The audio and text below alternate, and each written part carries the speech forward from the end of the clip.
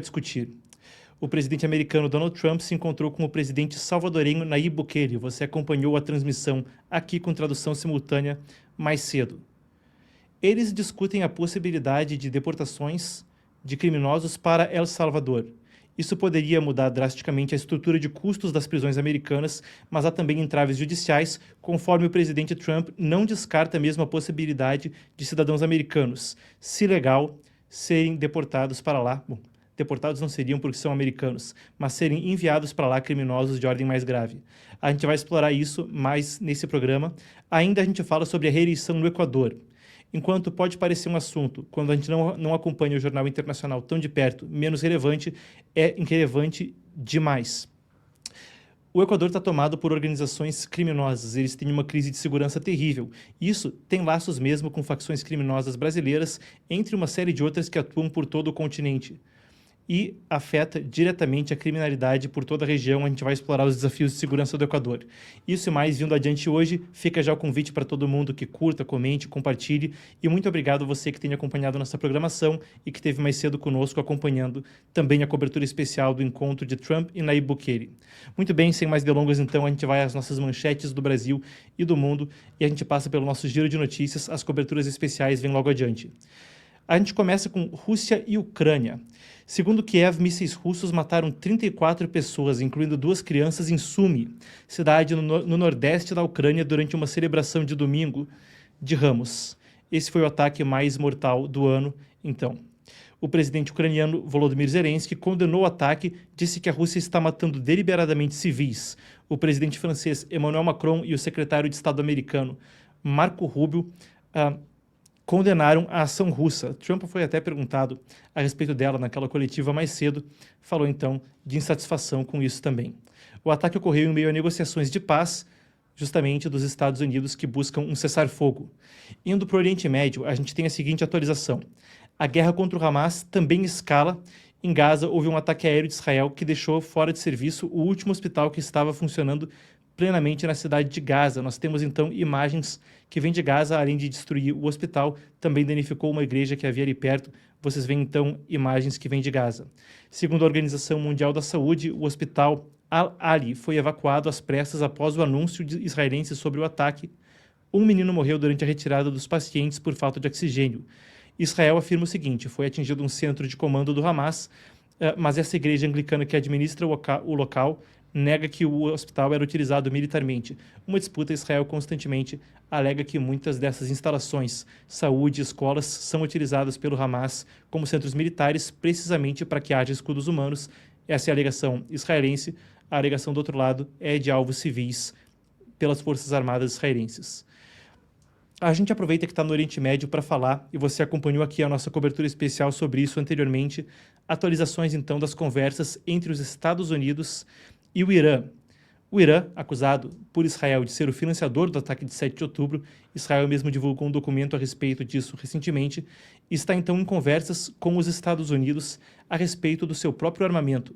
Os Estados Unidos querem impedir de toda forma que esse Estado, que teve uma revolução islâmica em 79, um Estado que tem um regime islâmico radical, tenha acesso a armas nucleares. No final de semana, então, representantes dos Estados Unidos e do Irã se encontraram em Omã, país também ali na Península Arábica, para discutir o programa nuclear do regime iraniano. É o primeiro diálogo direto entre os dois países desde o retorno de Donald Trump à presidência.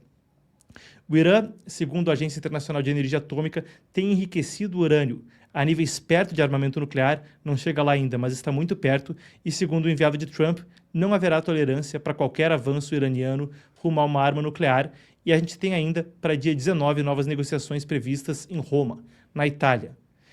Falando a respeito dos Estados Unidos, agora a gente vai para um assunto interno, mas que também impacta profundamente, muitos usuários das redes sociais. A história é a seguinte: a Meta, empresa dona do Instagram, do WhatsApp também, do Facebook, enfrenta hoje, a partir de hoje, um julgamento que pode forçar a empresa a se separar do Instagram e do WhatsApp.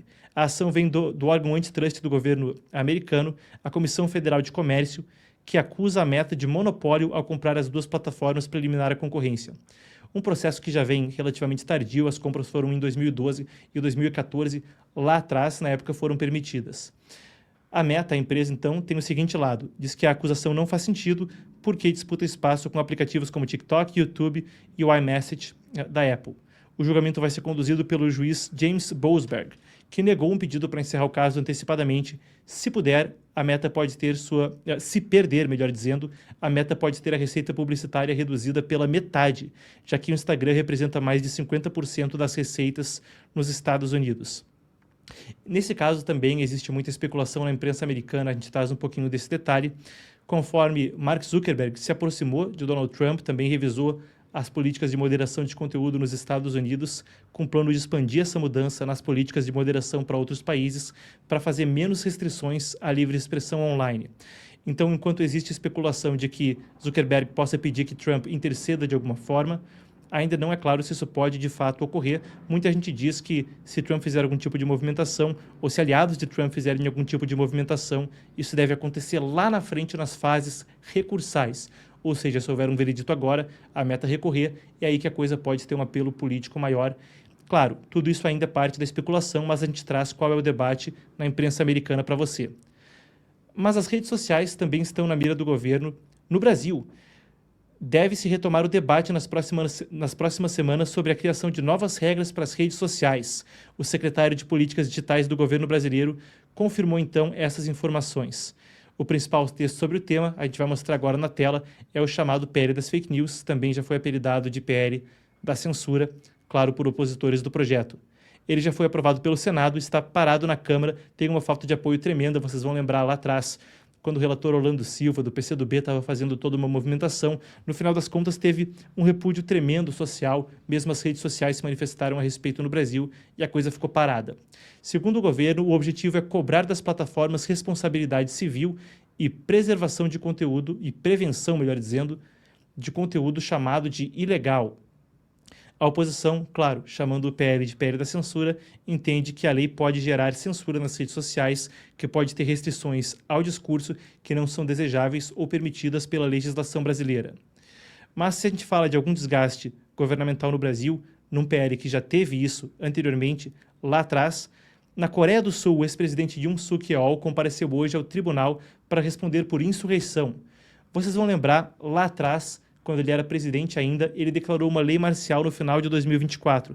As redes sociais explodiram, forças armadas na frente da Assembleia Legislativa da Coreia, que é o parlamento de lá. A lei marcial dava poderes maiores ao governo, aquilo foi considerado ilegal, levou à cassação dele. Ele estava em um julgamento por impeachment, o impeachment dele foi confirmado, e agora então tem isso. Compareceu hoje ao tribunal para responder por insurreição. Impeachment confirmado, ele responde por uma insurreição com aquela lei marcial. Ele defendeu que a lei foi um alerta pacífico contra o que ele chamou de uma obstrução parlamentar, mas promotores disseram que ele tentou parar o funcionamento das instituições e até mandou tirar parlamentares à força. Se Yoon Suk-yeol realmente for condenado, ele poderia pegar prisão perpétua ou pena de morte, embora o país não execute ninguém há décadas, em tese, poderia pegar essa pena. Uma eleição antecipada está marcada para 3 de junho, depois do impeachment dele, e a gente já cobriu anteriormente mais a respeito desse caso. Se você quiser, você pode voltar lá atrás na nossa cobertura especial quanto à lei marcial, ou mais recentemente a gente fez uma cobertura sobre as alegações de lawfare, de que o judiciário possa estar sendo instrumentalizado contra uma série de líderes. Esse caso não acontece no vácuo, muitos direitistas também enfrentam problemas com a justiça em outros países. Só de cabeça a gente pode citar não só Bolsonaro no Brasil e Trump nos Estados Unidos, mas também Le Pen na França e alguns outros casos. Sem entrar no mérito das acusações, existe um debate sobre instrumentalização do judiciário. Se você procurar aqui no canal, vai encontrar nossa cobertura especial a respeito do assunto.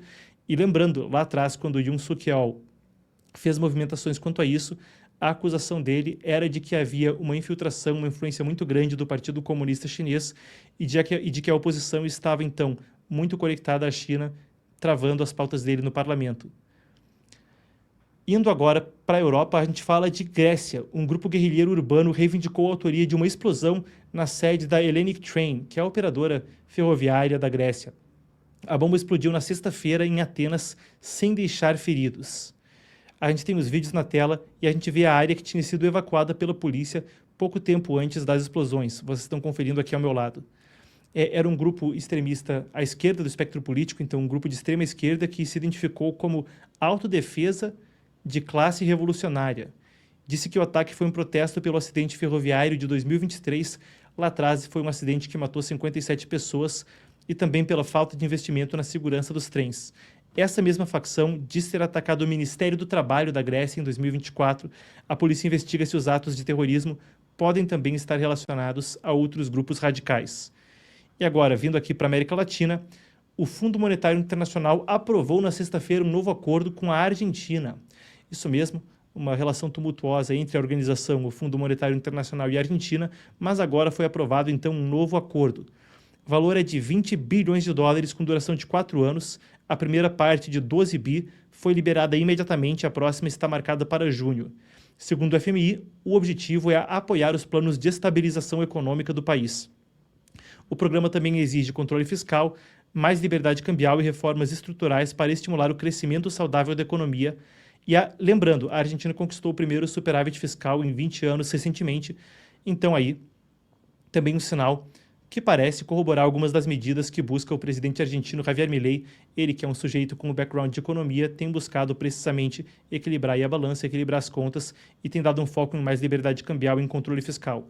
Claro, também há críticas à forma como isso tem sido feita, mas aí vem então o empréstimo do FMI. E finalizando o giro de hoje, fica aí um obituário de forma triste. Mário Vargas Llosa, o peruano, morreu com 89 anos. Escritor peruano, ele foi o Prêmio Nobel de Literatura, 2010 isso, um dos maiores nomes da literatura latino-americana. Creio até que foi o último latino-americano a ganhar um prêmio Nobel em literatura, com certeza, talvez em qualquer campo. Ele estava em casa, em Lima, cercado pela família, segundo informou o filho Álvaro. Ele é autor de obras como A Guerra do Fim do Mundo, A Festa do Bode. Vargas Llosa também foi candidato à presidência do Peru em 90. Ele era um cara que na época se destacou pelo posicionamento liberal e era um anticomunista ferrenho. Lá atrás, década de 90 no Peru, a gente vai lembrar do Sendero Luminoso, Fujimori, um negócio que passava por um período muito conturbado, uma guerra civil terrível, e aquela guerrilha comunista, o Sendero Luminoso também causou caos no país naquelas décadas. O legado literário, então, com décadas de obras que misturam estilo e rigor intelectual, foi elogiado por líderes mundiais e leitores de todo o planeta. Esse é, então, a nossa apuração.